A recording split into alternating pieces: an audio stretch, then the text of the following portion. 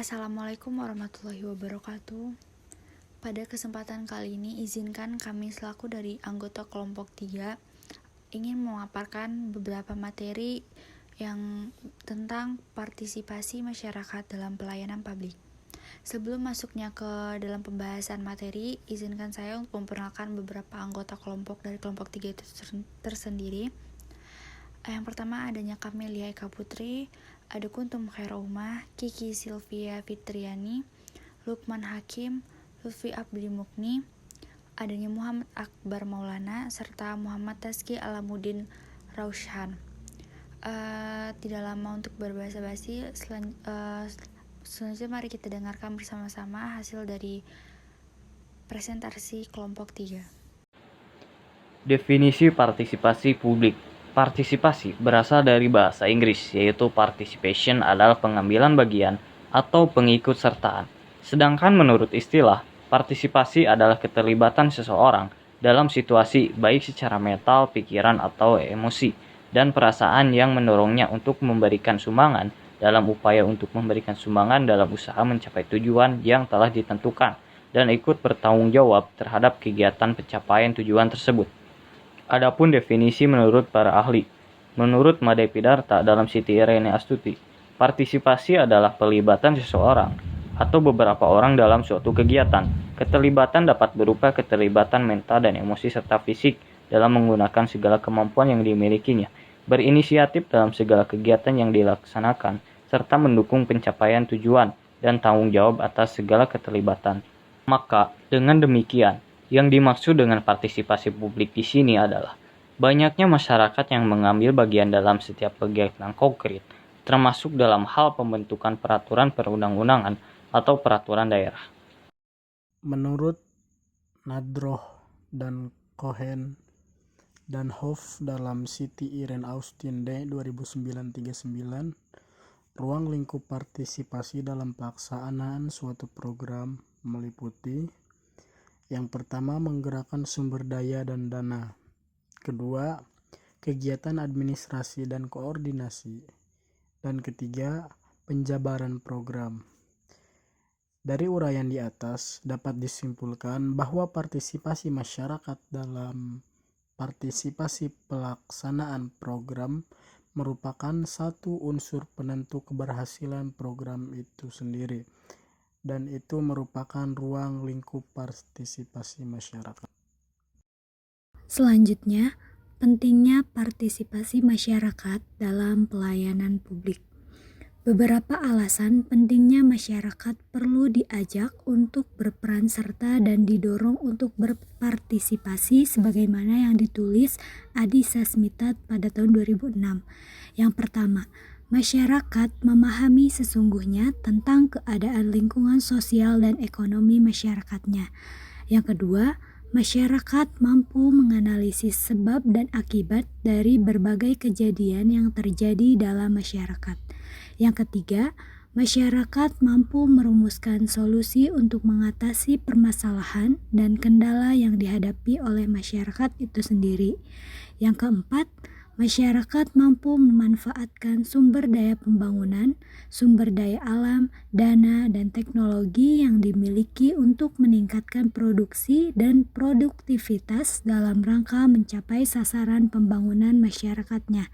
Yang kelima, masyarakat dengan upaya meningkatkan kemampuan sumber daya manusianya dan kemauan, sehingga dengan berlandaskan pada kepercayaan diri dan keswadayaan yang kuat mampu menghilangkan sebagian besar ketergantungan terhadap pihak luar. Selanjutnya ada jenis-jenis partisipasi publik. Menurut Dwiningrum 2011, partisipasi dibagi menjadi 4 jenis, yaitu partisipasi dalam pengambilan keputusan, yang dimana wujud partisipasi dalam pengambilan keputusan ini yaitu menyumbangkan gagasan atau pemikiran, kehadiran dalam rapat, diskusi dan tanggapan atau penolakan terhadap program yang ditawarkan.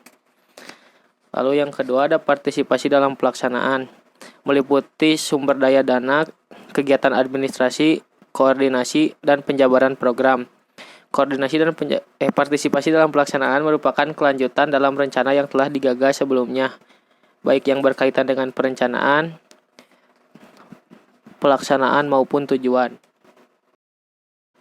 Lalu yang ketiga, partisipasi dalam pengambilan manfaat.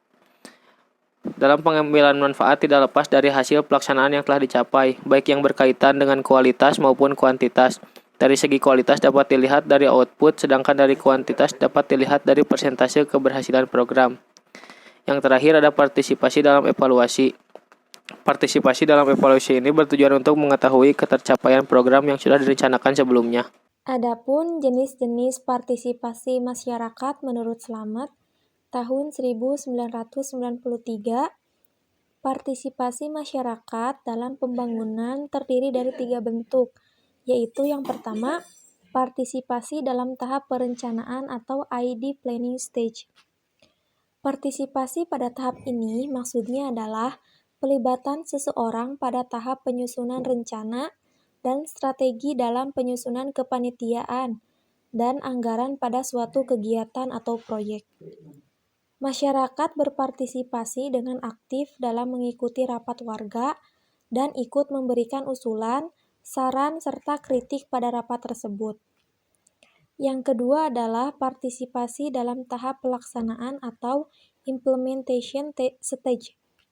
Partisipasi pada tahap ini maksudnya adalah pelibatan seseorang pada tahap pelaksanaan pekerjaan suatu proyek. Masyarakat di sini dapat memberikan tenaga, uang, ataupun material berupa barang, serta ide-ide sebagai salah satu wujud partisipasinya pada kegiatan tersebut. Yang ketiga adalah partisipasi dalam pemanfaatan.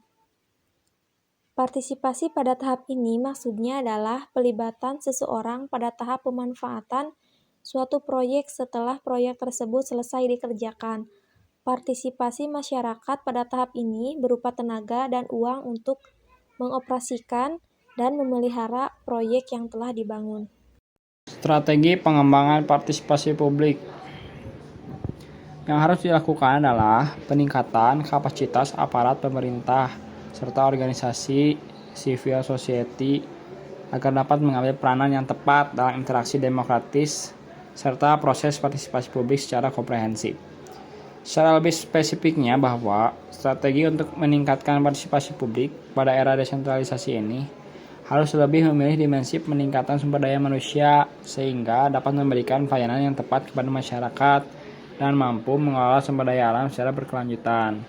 Untuk itu, peran serta masyarakat langsung sangat diperlukan dan perlu terus diperkuat serta diperluas. Dengan demikian, istilah partisipasi tidak menjadi sekedar retorika semata, tetapi diaktualisasikan secara nyata dalam berbagai kegiatan dan pengambilan kebijakan.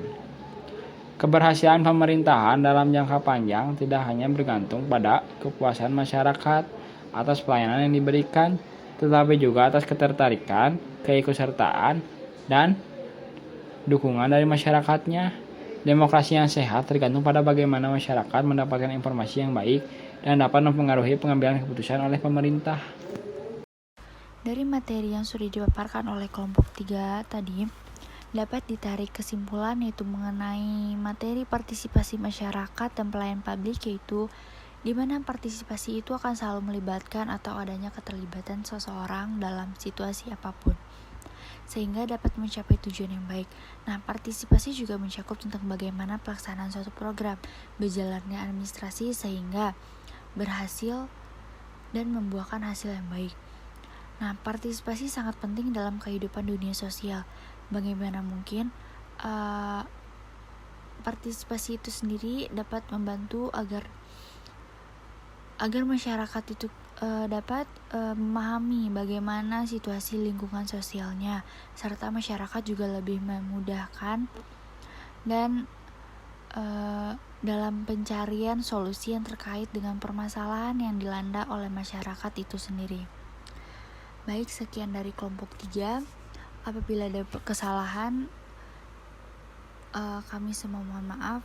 Dan untuk teman-teman silahkan bertanya melalui kolom komentar. Sekian, assalamualaikum warahmatullahi wabarakatuh.